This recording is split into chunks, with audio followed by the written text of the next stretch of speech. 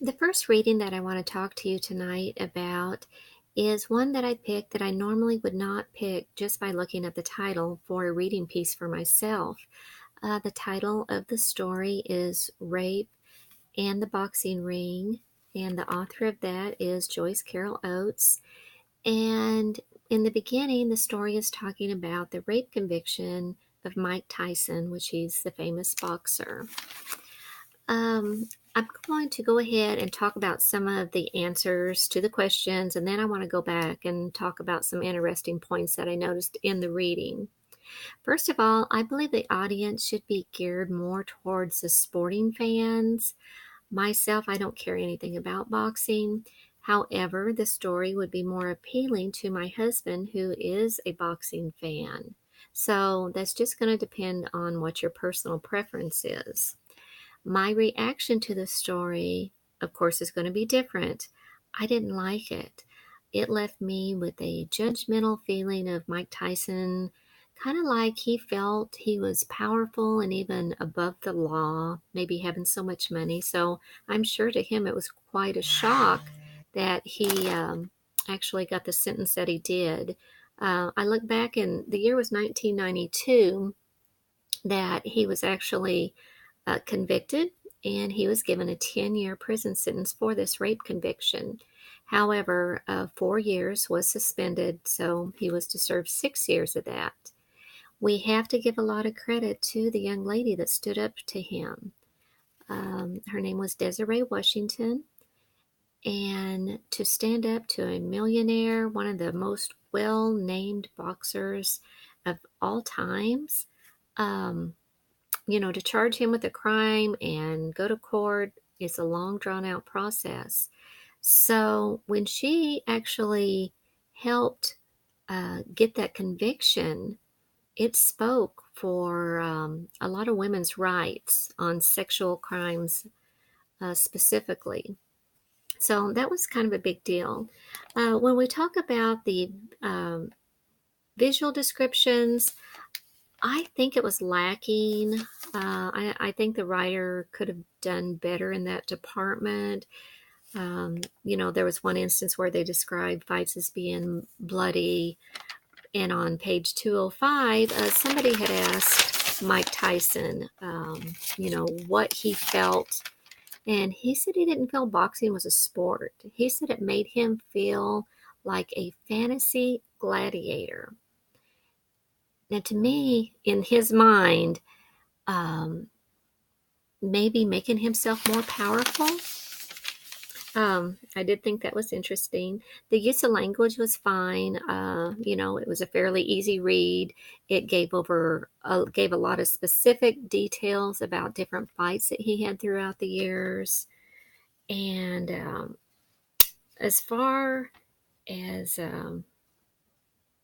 what that I felt that the thesis of this was, perhaps um, standing up for what you believe in at all cost is kind of what I kept thinking for the thesis. Even as hard as it was for this young girl to be in the public media with such allegations and the follow through, it took a lot of courage and a lot of strength. So maybe um, the perseverance of all she endured would be my thesis for the story.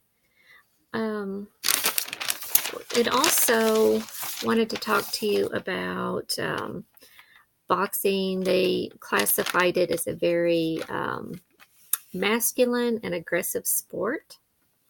And once again, that's going to attract different kinds of men or women all around the world from all different walks of life. So that's interesting because it can go from a businessman to your average construction worker to your boxing lovers. So it is just a probably $1 billion industry. I know on page 205, when it was talking about all the financial gains that he had, Mike Tyson had said that he had made over $100 million in his boxing career. And that, speaks for itself. Why else would somebody put themselves through what they do? just for that reason. So one question that I would have for the writer of this is, I'm not sure how he wanted the readers to feel. It's almost as if he was giving us the impression that Mike Tyson felt superior to the law. So my question would be, is that was what he wanted us to get out of this story? Or was it more the perseverance for the young lady, which was the victim of the story? I wasn't really sure, what the thoughts there was. But once again, that is a story that I would not have picked just on the title of the topic. Now, one that I personally would have picked ended up being not what I thought it was. So it was a case for the single child family. The author of that is Bill McKibben, and being a foster parent, for some reason in my mind, I was thinking this was a story about children that needed homes. Well, I was wrong. So it starts out, I'm going to say for the general audience, talking about a doctor in I believe it was the Ottawa City Hospital, and he was a general practitioner. And then he ended up becoming a doctor that gave vasectomies. And the writer gave very graphic details of the procedure, what happens during a vasectomy. That was interesting because I really wasn't quite sure all these years. So now I know. And he did great describing the characters, when the doctor coming in saying he was wearing khaki pants, he had an earring with old Nike shoes and a flannel t-shirt. Well, that gives us a pretty visual image of the guy sitting down and talking to his patients. There's a lot of questions about, should you only have one child? Perhaps you should not have any child. And basically, that is what this dilemma was about in this story. Kind of giving points on both sides, what you should do or how you should feel about that. I would say some of the reasons were the environmental issues, the overpopulation of the world, that the writer was trying to give reasons. Let's see. I know on page 120, it was given the details about the population, overpopulating of the world, trying to take care of the people that are already here. And it seemed like for each different paragraph kind of went on to another case, trying to either prove or disprove the reason why it would be a good to have one child only or no children. And, then at the very end of it on page 120, it was saying that the research says that only having one child is fine. There was a question, is it detrimental to them?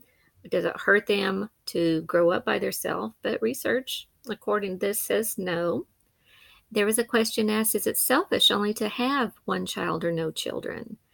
I don't feel that it's selfish. I had 2 children of my own back when we were very young, and I would have liked more children, but financially, we could not afford them. So there was our choice not to have any more. Now we're going to fast forward years and years later, and we ended up finding children that needed a home, and that threw us into the world of being a foster parent. And there are so many children out there, but another time, but hundreds of thousands of children need a home, even in Missouri. So that was an interesting point. Should we take care of the children already here or just focus on having your own family? And you're going to get different reasons from the different people. So overall, I didn't really like this either. Neither one of the readings that I have would have been something that I would have chosen or I would have enjoyed to read.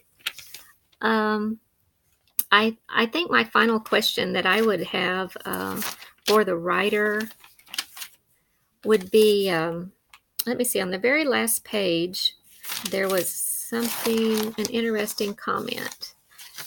And it was talking about, not planning. If you just want one child versus all the pro-choice activists out in the world, which is better? Should we leave it up to God? Should we leave it up to destiny? Is there a plan already made for our lives? Or should we control what we can? So, that's a debatable question. And I guess my question that I wanted to ask is, there was a statement in here, and I just probably would like to have more in depth on that. And it's on page 126. It says, "The trouble is, there are now other ways to play God in this world, and not planning is one of them." Okay, I'm not really sure what he meant by that statement, so I would like for him to go into further detail about that. And like I said, it was interesting to read both of these, but they neither one were anything that I personally would enjoy reading. So thank you, and we'll keep discussing.